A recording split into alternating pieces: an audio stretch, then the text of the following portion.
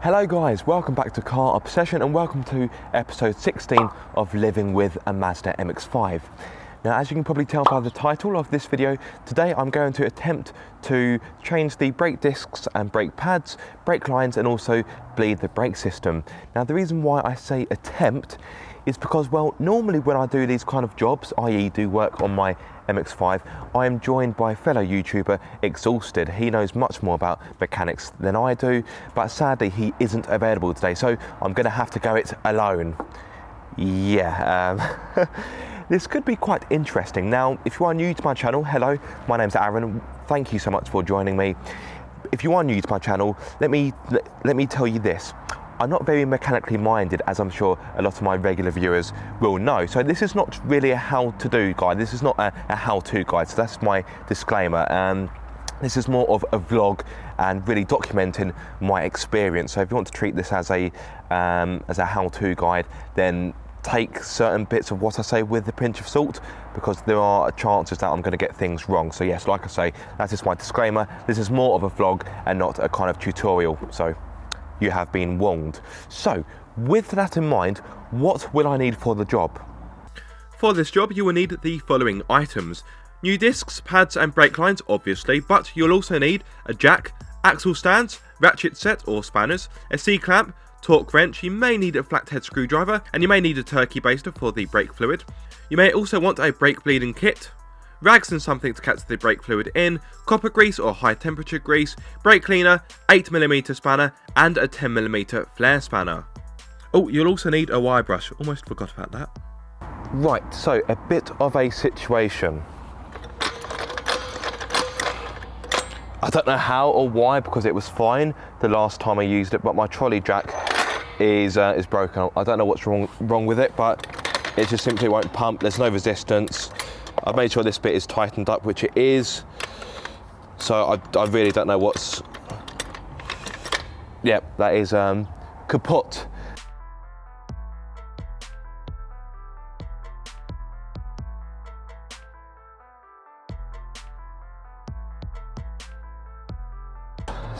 So it's harder with a scissor jack.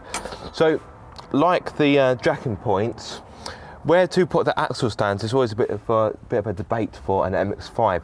Now, some people say to use the chassis rails, some people say to use the sills. I would ideally want to use the chassis rails, there we go.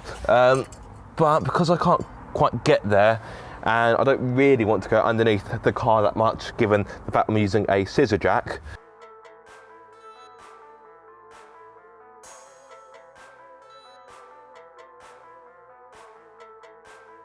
right, so the car is up on axle stands. I've given the car a little shake and it seems pretty secure to me, so I'm happy.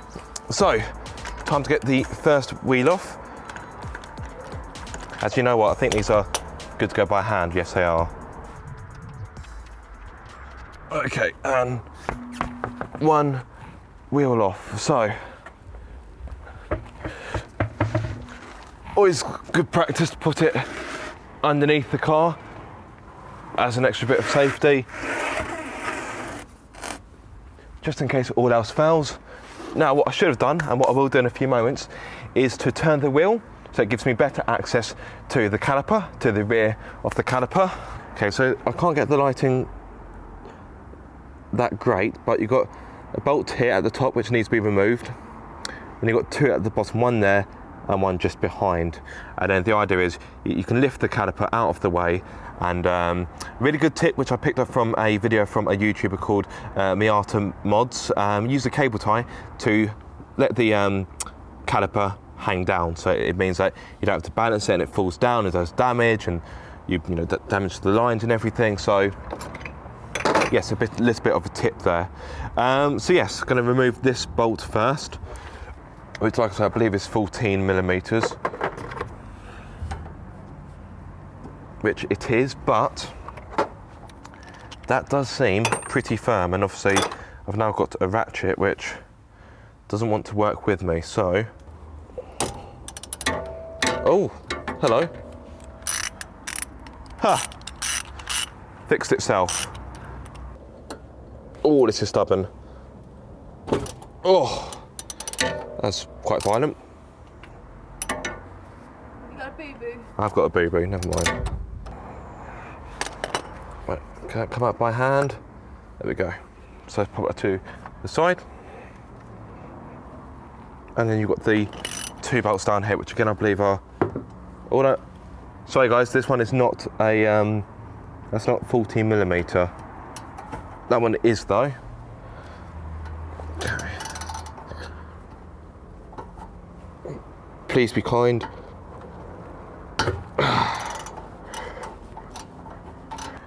The bolts at the bottom in this right hand corner is actually a 17mm, so apologies guys, earlier I said these were all 14s, but this one down here in the bottom corner is actually a 17.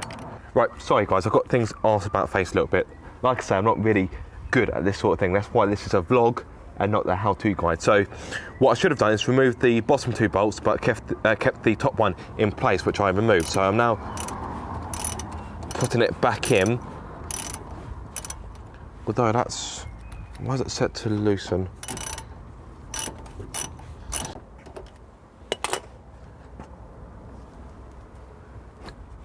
Okay.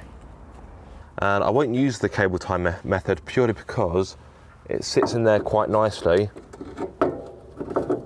And I'm quite confident, famous last words, I'm quite confident that's not going anywhere. So we now have access to the pads, which simply come out like so. You've got the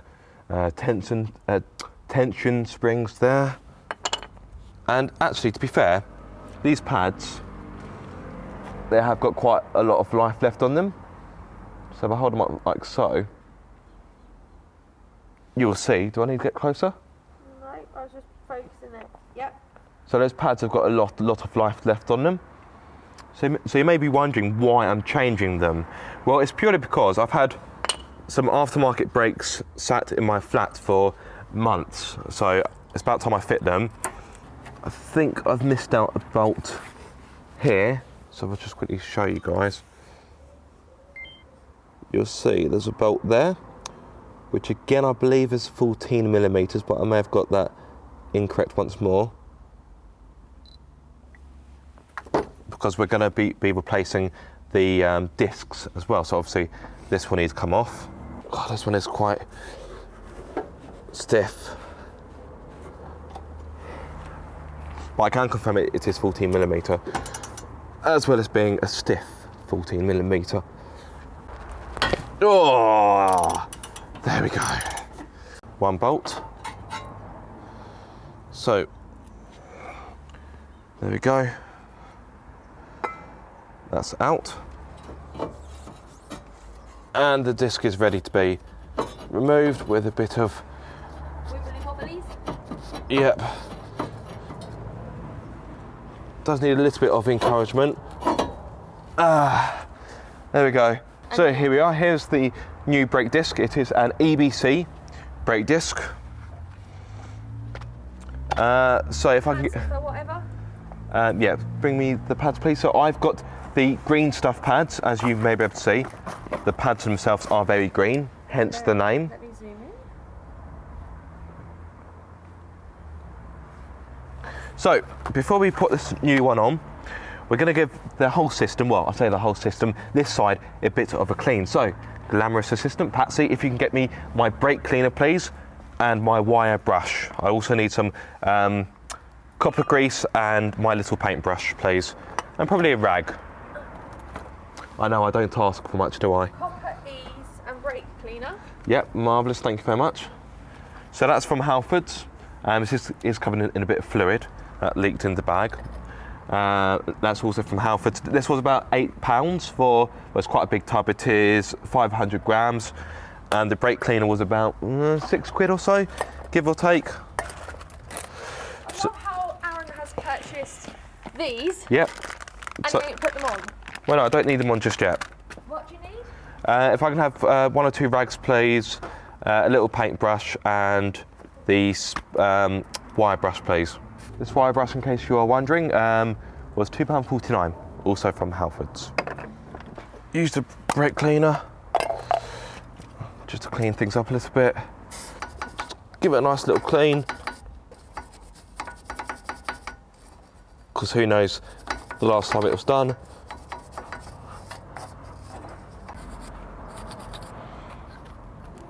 Right, just be careful when you're doing this not to damage the rubber bits you've got on the corners there. So that is something to consider.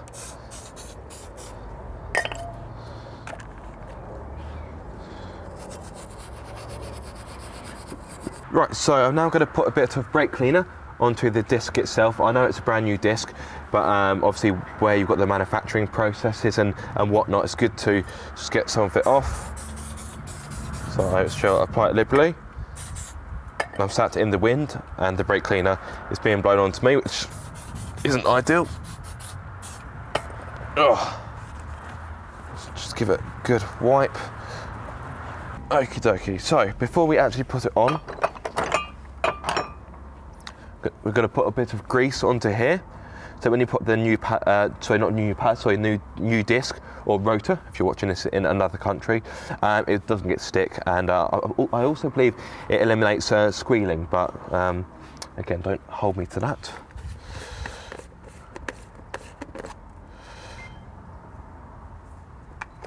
Right, okay. So you need high temperature grease, because obviously brakes are an area of the car which will produce quite a high amount of temperature. So just going to apply it on relatively liberally. Make sure it goes into the threads as well.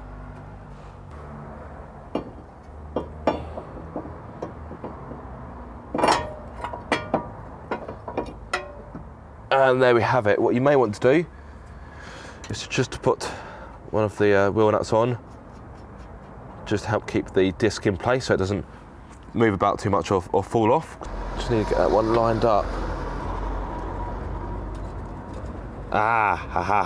There we go. That's more like it. Okay. So you may have noticed I've changed my gloves, but that's because the other ones had, well, they still have copper grease on them, and I don't want to end up getting it anywhere else. So probably a good idea not to do that. Mind you, having said that, I should really be greasing up these bolts. So if I can just put some on like so. Yep, that's lined up nicely.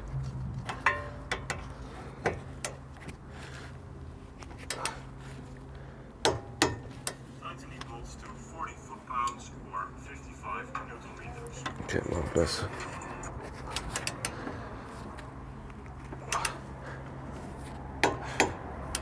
Okay, so those bolts are tightened up to the desired amount. Now at this point, I just want to say, if you want to watch a better video of someone putting brakes on an MX-5, I would thoroughly recommend the video by Mazda Mods, because that video was very instructional, and in fact, as you may have noticed at points in this video, I have gone back to it as reference. So like I say, this is more of a vlog, more of my experience really. So next up guys, we need to compress the piston. So you can use a bit of wood, or I'm using one of the old brake pads. And I've got a C-clamp here. In case you are wondering, this is a 150mm C-clamp, or that is also 6 inches. Now before you do this,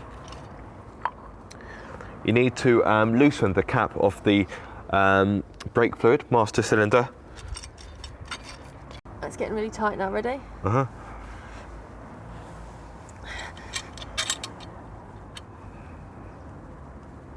And let's apply a bit of grease to the slider pin.